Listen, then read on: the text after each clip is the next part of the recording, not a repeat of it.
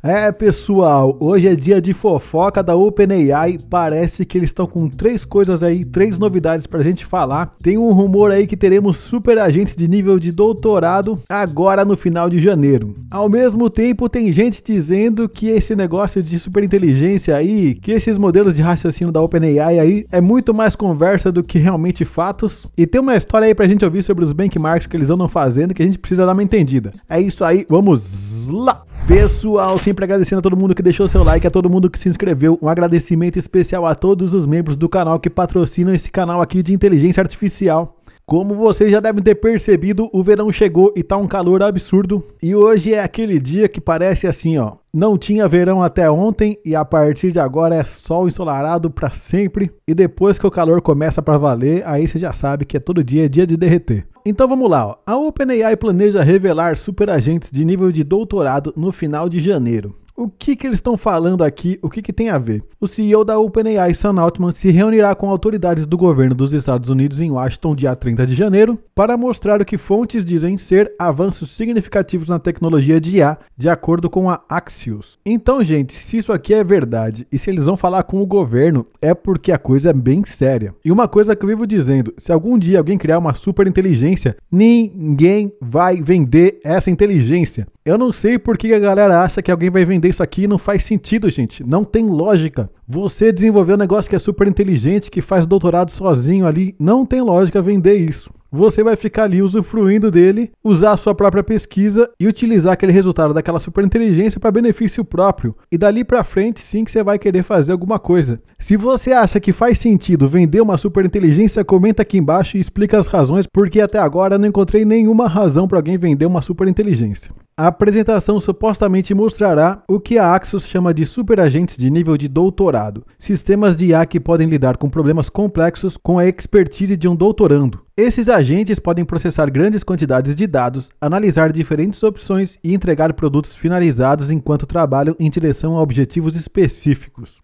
Gente, essa é a ideia. Imagina que você tem ali um sistema automatizado que processa uma quantidade de dados gigantesca, consegue entregar um produto finalizado e você só precisa passar o objetivo para ele. Isso é muito futurista. Na reunião, Altman também planeja discutir o impacto potencial da IA no crescimento econômico, com base no projeto recentemente lançado pela OpenAI para a economia de IA dos Estados Unidos. E aqui também tem uma fofoquinha do Sam Altman em relação agora, porque ele está defendendo os Estados Unidos lá e o Trump, que o pessoal tá pegando no pé de Sam Altman por causa disso aqui, ó. Em 2016, ó, dia 17 de outubro, ele falou: eu estou votando contra o Trump porque os princípios que ele levanta ali, ó, representam uma ameaça inaceitável à América. Então tem uma galera dizendo isso aqui, ó. O CEO da OpenAI, Sam Altman, agora apoia Donald Trump após chamá-lo de ameaça em 2016. Aliás, um monte de gente começou a apoiar o Trump. O Elon Musk, o Mark Zuckerberg, o Sam Altman, porque agora, se você for olhar para o contexto, como o Trump vai querer investir em inteligência artificial, toda essa galera vai querer ficar ali na barra da saia dele. A posição de Sam Altman sobre o Trump mudou drasticamente desde 2016. O CEO da OpenAI, que certa vez chamou os princípios de Trump de uma ameaça inaceitável para a América, absúvio, errático e propenso a ataques ou raiva no Twitter, agora está adotando uma abordagem mais conciliatória. Um porta-voz da OpenAI disse a Axios que Altman agora está disposto a trabalhar com Trump e sua administração em um momento crucial para a IA e inovação americana. Então faz todo sentido ele ter mudado de posição. E todo mundo, né? Zuckerberg, Elon Musk, todo mundo. A mudança de posição vem com a ação. Altman doou privadamente $1 milhão para os fundos de posse de Trump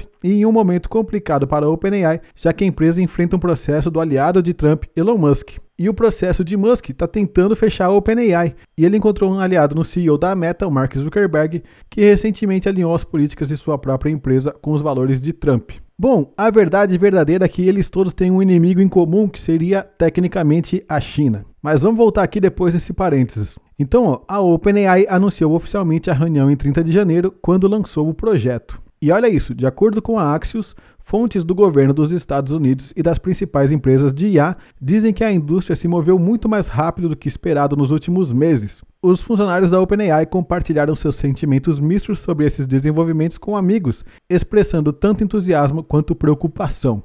Galera, aquela sombra lá da Skynet, briga de robôs, gente tomando poder, briga pelo poder da inteligência artificial. Isso aí aparentemente vai acontecer se continuar nessa velocidade. Embora tenha havido especulações de que a OpenAI revelará um agente chamado Operator em janeiro, alguns na indústria de IA permanecem céticos sobre quão confiáveis esses sistemas serão. No entanto, a Axios relata que a apresentação de 30 de janeiro demonstrará um progresso significativo. É aquela coisa, né? Tá todo mundo querendo que os agentes funcionem, mas funcionar para valer a gente ainda não viu, né? Eles têm um escopo bem fechado, eles funcionam muito bem em alguns setores, mas não é aquela inteligência humana, ainda não é aquela inteligência que você pode largar e virar as costas e confiar que vai ser 100% de acerto. Em uma postagem de blog privada no final de setembro, Altman escreveu que a humanidade está se aproximando do que ele chama de Era da Inteligência. E eu até fiz um vídeo específico falando sobre isso, clica aqui, que trará o próximo salto em prosperidade. Mas ele enfatizou que atingir esse marco exigirá uma expansão massiva do poder da computação para tornar a IA amplamente acessível e evitar potenciais conflitos. Gente, naquela época a conversa era outra, gente. Naquela época eles estavam com aquele papo ainda de bem da humanidade, mas agora o Trump falou assim, não, a América vai voltar a brilhar de novo, vou apoiar a inteligência artificial, vamos retirar as restrições de pesquisa que o Biden tinha colocado e só acelerar porque a China tá vindo com força e a gente tem que responder na mesma intensidade. Então, vocês já perceberam, vamos começar um ano em clima de conflito. Comenta aqui o que você está pensando em relação a isso. Vai dar zica ou não vai? Próxima notícia. Agora aquela notícia que é um balde de realidade que de repente pode ser mais interessante. Especialista em raciocínio da OpenAI vê muita propaganda vaga sobre a IA nas redes sociais. Então vamos entender, ó. O especialista em raciocínio de IA da OpenAI, Noam Brown, diz que há muita propaganda vaga sobre IA nas mídias sociais. Embora conheça que há boas razões para ser otimista sobre o progresso da IA, Brown enfatizou que muitos problemas da pesquisa ainda precisam de soluções, acrescentando que a Open ainda não atingiu a superinteligência. Que isso aqui é a tradução desse post aqui. E isso aqui ele está postando do dia 17. Então é notícia quentinha. É o pãozinho que começou a esfriar, mas está quentinho ainda. Seus comentários desafiam diretamente declarações recentes de dentro da OpenAI. Em janeiro, o pesquisador da OpenAI, Stephen McCuller, escreveu: "Eu meio que sinto falta de fazer pesquisa de IA quando não sabíamos como criar superinteligência", sugerindo que a OpenAI pelo menos encontrou um caminho claro para a chamada ASI, que é a tal da superinteligência. Gente, tá entendendo, né? Tá muita conversinha, tem gente dizendo que já estamos quase lá, tem gente dizendo que ainda falta muito, mas na prática,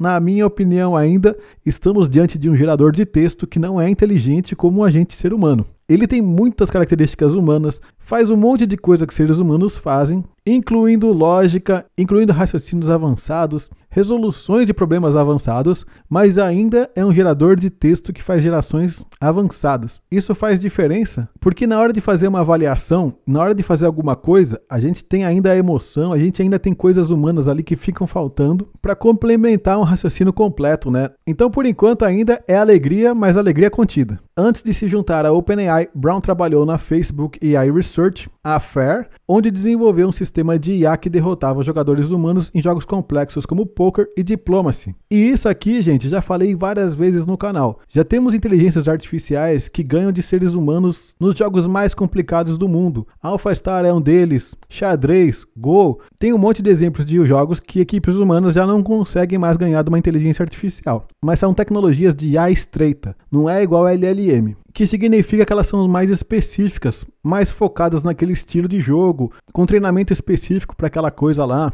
que é um pouquinho diferente. A LLM é mais genérica, mais interessante, mas que eles conseguem ganhar dos humanos, conseguem. E dos melhores, não estou falando de ser humano qualquer, não. Seu trabalho em sistemas como o Poker AI Libratus explorou o conceito de computação em tempo de teste, mostrando que dar a IA mais tempo de cálculo levou a melhores movimentos de jogo. E esse conceito aqui de computação em tempo de teste, hoje ele virou regra. Não tem mais quem não esteja fazendo ele. Que é aproveitar o raciocínio, fazer treinamento em cima do tipo de raciocínio que aquela inteligência artificial faz naquelas tarefas e fazer reforçamento nas ações que são mais interessantes quando ele consegue atingir um objetivo corretamente. E ele continua, né? Brown posteriormente trouxe esses conceitos para a OpenAI aplicando-os a modelos de linguagem. O modelo O1 recente da empresa é um resultado direto desse trabalho, adotando uma abordagem diferente ao dimensionar o tempo de pensamento em vez de aumentar o desempenho do treinamento. Tá sacando, gente? A ideia principal, a ideia central que eles tinham no começo era fazer mais treinamento, deixar mais tempo treinando para que aquele cérebro ficasse mais inteligente. E quando eles colocaram para tempo de teste, significa deixar a IA tentar resolver um problema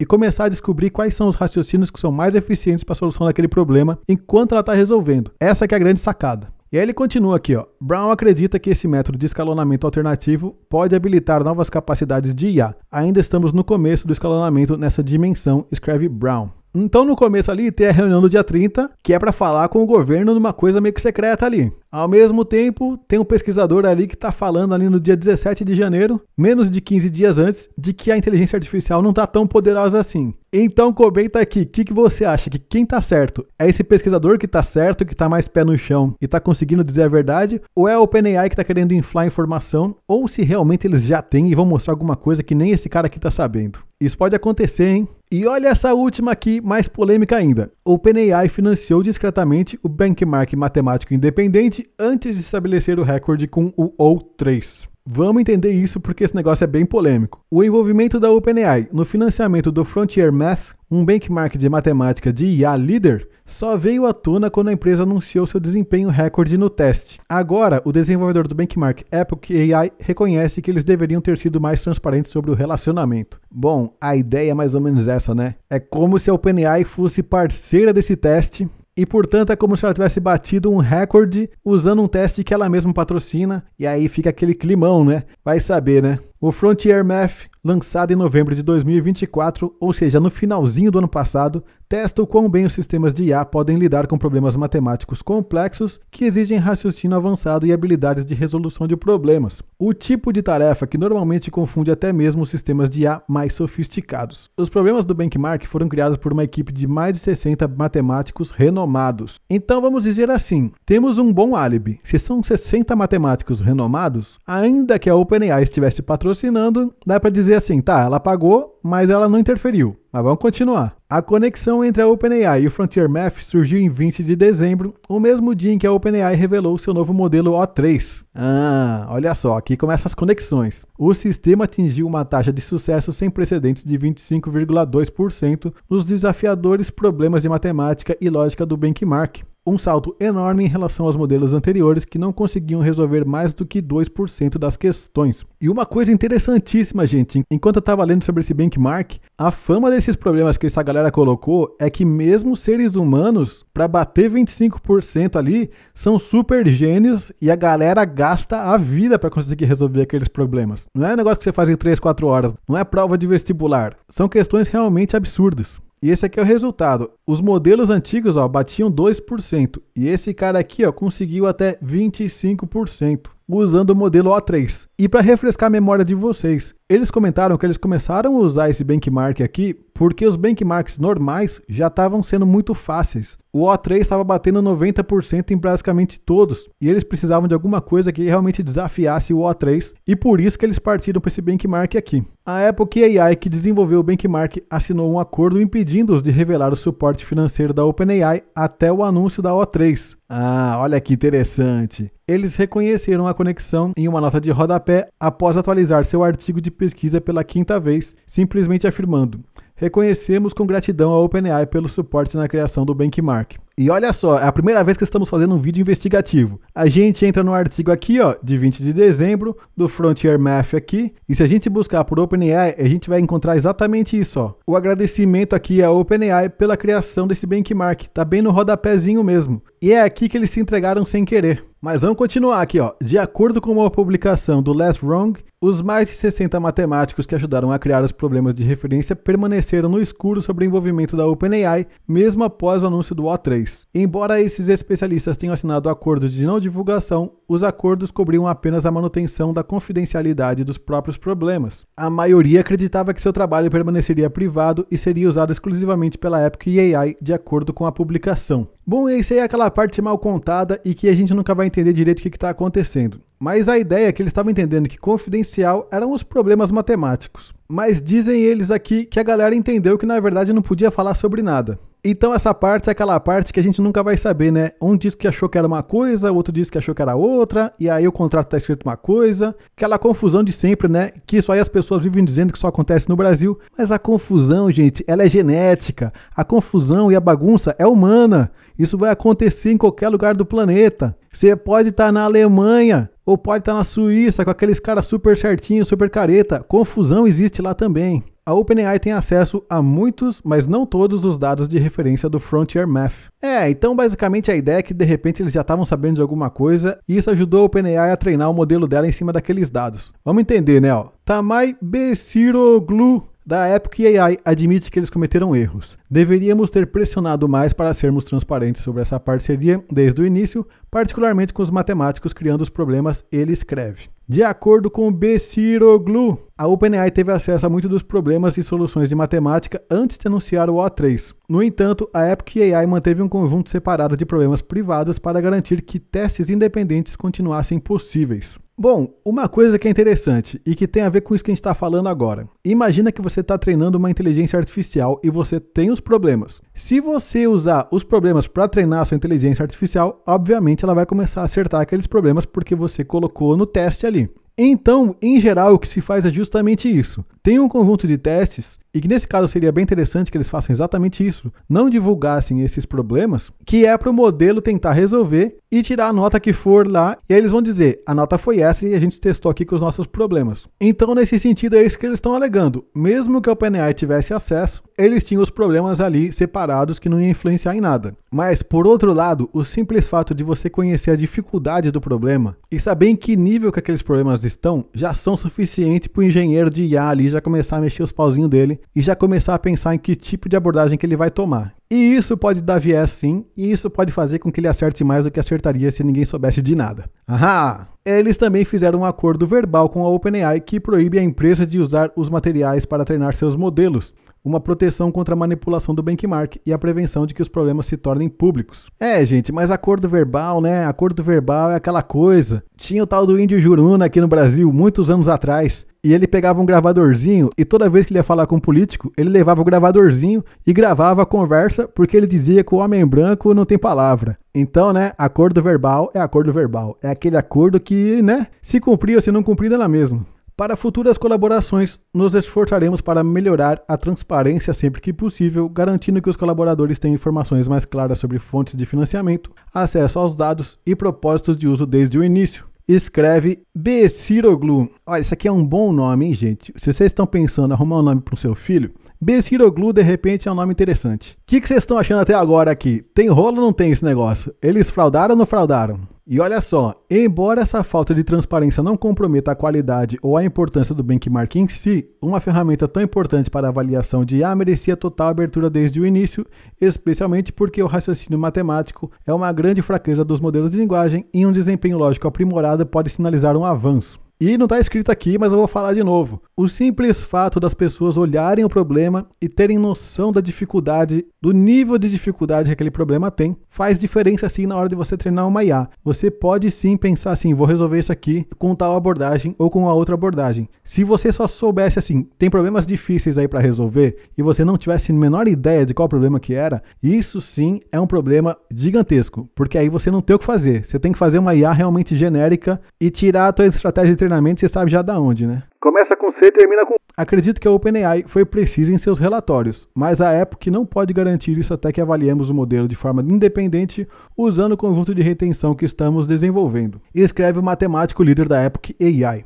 Então esse cara aqui, que faz parte da equipe, tá dizendo assim, ó, mesmo com tudo o que aconteceu, a OpenAI foi clara ali no que ela fez e tá tudo certo, eu confio no que ela fez e não tem problema nenhum. Essa interferência que eles tiveram não influencia em nada. Mas também tem outro lado, se influencia, se não influencia, a gente vai saber no futuro. Na hora que a gente começa a usar e começa a testar, não tem mentira que sobreviva a isso. A situação destaca o quão complexo o benchmarking de IA se tornou. Criar esses benchmarks é um trabalho caro e intrincado. Embora os resultados dos testes possam ser difíceis de traduzir em desempenho no mundo real e dependam fortemente de métodos de teste e otimização de modelos, esses mesmos resultados desempenham um papel crucial para atrair atenção de investimento. Então, olha, esse é o ponto fundamental. Se o teste vai se confirmar na prática ou não, não é o mais essencial. Mas a questão é que se ele nem tivesse ido bem no teste, você não consegue justificar financiamento e não consegue arrecadar dinheiro para sua pesquisa ir para frente. Então, no final das contas, o benchmark tem uma função muito maior de atrair investidores do que de realmente fazer alguma coisa útil na prática. Então, juntando as três notícias, que vai ter superagente no final de janeiro. A outra notícia dizendo que tem muita propaganda em cima do que a inteligência artificial realmente consegue fazer. E a última aqui falando que parece que os testes não estavam muito claros ali, que poderia ser mais transparente. Que conclusão que você chegou? O O3 de fato é super inteligente? Ou ele é só marketing? Ou ele é só o OpenAI tentando arrumar financiamento? Em quem, afinal, que você confia? Você confia no benchmark dos 25% ali, ó? Você confia nesse valorzinho aqui, ó, 25%? Você confia nesse especialista aqui, que trabalha no OpenAI e tá dizendo que as coisas não são bem assim? Ou você confia aqui que vai ter superagente agora em 30 de janeiro, sendo que o Sam Altman aqui, ó, segundo essa notícia, já tá do lado do Trump ali, querendo arrumar uma tetinha pra mamar ali no governo dos Estados Unidos? A coisa é muito mais complexa do que parece. Eu quero muito saber a sua opinião, do que você tá achando sobre tudo isso. Realmente agora virou uma história de cinema. É a opinião de especialista de todos os lados, um dizendo que vai dar certo, outro dizendo que não vai dar certo, um dizendo que está consciente, outro dizendo que não está consciente. E a China crescendo e os Estados Unidos com medo de perder a liderança. E esse furdunço em 2025 deve ser o ano do caos. Então o que eu posso garantir para vocês que, independentemente da nossa opinião, a bagunça vai rolar solta agora em 2025. Já comenta aqui o que você acha que deve acontecer. Se você quiser apoiar o canal para continuar vendo vídeos como esse, seja membro. Os membros têm acesso ao grupo do WhatsApp, vídeos antecipados. É isso aí, deixa aquele like, valeu!